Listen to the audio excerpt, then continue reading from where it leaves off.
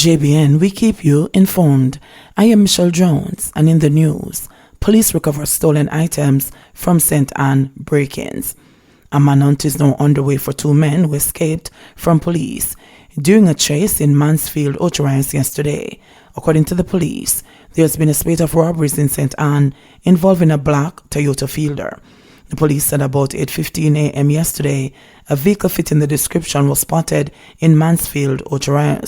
The police were alerted and a chase ensued, which ended when the driver of the Fielder crashed into a wall in the nearby community of Marvin's Park.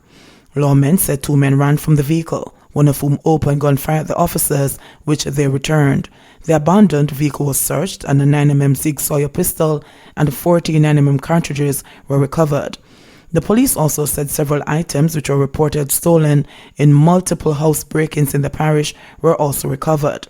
The police are asking persons that were victims of similar crimes in the area to visit the Ocho police station to make a report and identify their stolen possessions. The Ocho police are appealing to anyone with information that may lead to the capture of the men to contact them at 876-974-2469. Crime Stop at 311, Police 119, or the nearest police station. Sykes puzzled at gang rap as more charges crumble. Chief Justice Brian Sykes admitted on Tuesday that he was puzzled about some of the charges that have been laid against individuals who are alleged to have been part of the Uchen's Wilson gang. That comment came as more of the alleged gang members were acquitted of charges against them as the Chief Justice continued his summation at the Home Circuit Court in downtown Kingston. Deron Taylor, Fitzroy Scott, Chantal Gordon, and Marshall Goldburn were found not guilty of knowingly obtaining a benefit from a criminal organization. Tuesday's acquittals add to the increasing number of not guilty verdicts handed down by Sykes since the trial commenced. In fact, there has not been a single instance of a guilty verdict yet. In declaring that he was at a loss in understanding some of the charges against the accused, Sykes said he could not make sense of the allegation against the four accused. Scott is the alleged second in command in the gang, while Gordon is said to be the girlfriend of the accused leader, Wilson. The gang, which is said to have wreaked havoc in St. Catherine, Clarendon, St. Andrew, St. Mary, Manchester, Trelawney, and St. Anne, was busted in December 2017. It is said that the gang gained more than $400 million from their illegal activities across the island and was fingered for 12 licensed firearms that were reported stolen during 18 robberies. Sykes continued his summation of the case today, which is expected to be brought to an end this week. Former Lint boss David Smith released from prison in TCI. Former head of the failed Olint investment scheme, David Smith, was today released from prison in the Turks and Caicos Islands. Attorney General Rondalee Brathwaite Knowles told the Sun News outlet in the TCI that the Jamaican businessman was freed, having completed 10 years imprisonment. It was explained that the prison term reflected the 6.5 years to which he was sentenced in 2010 and the concurrent 10 years of money laundering to which he was sentenced in the United States. The U.S. court had also sentenced Smith to a consecutive 20 years for wire fraud. He was discharged from extradition on the fraud charges in the TCI, which resulted in the U.S. reapplying for his removal in respect of that part of their case, according to The Sun. The TCI authorities never appealed that discharge, and the matter was brought to court by the U.S., and Smith was again discharged. The U.S. is appealing the decision.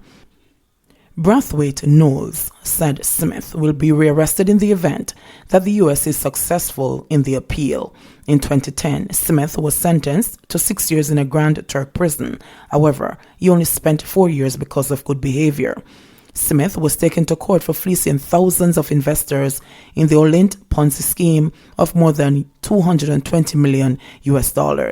In 2011, he was extradited to the U.S., where he pleaded guilty to 18 counts of money laundering, 4 counts of wire fraud, and 1 count of conspiracy to commit money laundering.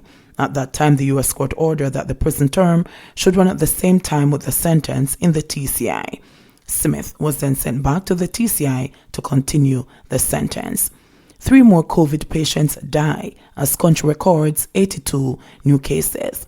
Jamaica has recorded 3 more COVID-19 deaths and 82 new cases of the virus in the last 24 hours. The Ministry of Health and Wellness said the recent deaths include a 67-year-old man from St. Anne, an 84-year-old woman from St. Mary, and an 88-year-old man from St. Catherine. The ministry also reported 1 more death under investigation. The latest deaths bring the total confirmed deaths to 126. Meanwhile, the new cases consist of 36 males and 46 females, with ages ranging from 72 days to 87 years old, the ministry said. One of the new cases is under investigation. The country's total confirmed cases now stand at 7,191. Of the new cases, 30 are from St. Catherine, 19 are from Kingston and St. Andrew, 8 are from St. James, 5 from Clarendon, 4 each from Manchester, St. Mary and Westmoreland, 3 from St. Elizabeth, 2 from St. Anne, and 1 each are from Hanover, Portland and Trelawney. All of the new cases are under investigation. The ministry said 26 more patients have recovered from the virus, pushing total recoveries to 2,700. Waterford St. Catherine residents welcome new curfew hours. Waterford St. Catherine residents say they are not perturbed by new curfew hours imposed on the community by the government to limit the spread of the coronavirus COVID-19 in the area. The measure, which runs from 6 p.m. to 5 a.m. daily, took effect yesterday on the announcement of Prime Minister Andrew Holness. It will remain in place until October 20. "I don't mind it at all, even though it's only last night I know of deaths due to COVID in the scheme," said shop owner Donovan Garrick. He said while his business will take a hit, it is important that lives are safeguarded. Holness had indicated that the area has recorded 24 COVID cases and 3 deaths in recent days. The residents said that the community is one that never sleeps, but that this has changed since the first case hit in March. In the past, it's a buzz with nightlife activities, including block parties and street football, and the many corner shops and bars make some money as people amuse themselves, Garrick said. Now, however, stung by the onset of COVID-19, residents admitted that they have no further interest in being outside at nights and welcome the new curfew hours. "The curfew will not bother me because I stay in mostly, but COVID generally has dampened the mood in Waterford," a resident said. According to Phase 2 resident Lisa McCoy, men who are usually outside playing a game of domino all turned in by 7 o'clock. "Now that we have curfew, it's worse," she said, stressing that protecting lives comes first. "People are seeing how dangerous it is and are wearing masks, washing hands frequently and all that, so I suppose they won't mind staying off the streets either," McCoy said. PM announces changes to testing requirements for visitors to Jamaica. Cabinet has approved several changes to streamlining government's approach to the COVID-19 pandemic as it relates to travel. Prime Minister Andrew Holness announced this afternoon that the following changes are to take effect on October 10. 1. The pre-testing requirement for visitors from high-risk countries will be maintained. However, consistent with the local acceptance of antigen testing, the pre-testing requirement will be modified to permit both PCR and antigen tests. Holness said this should make it easier for visitors, both tourists and from the diaspora, to meet the pre-testing requirement as antigen tests are much more readily available and are faster and cheaper than PCR tests. 2. Applicants on the Visit Jamaica platform will no longer be required to upload their COVID-19 test certificates. They will, however, be required to present it and the usual travel authorization at the airport when they check in for their flight. 3. Residents of Jamaica will continue to apply for their travel authorization on the Jam COVID site and are not subject to the pre-testing requirement.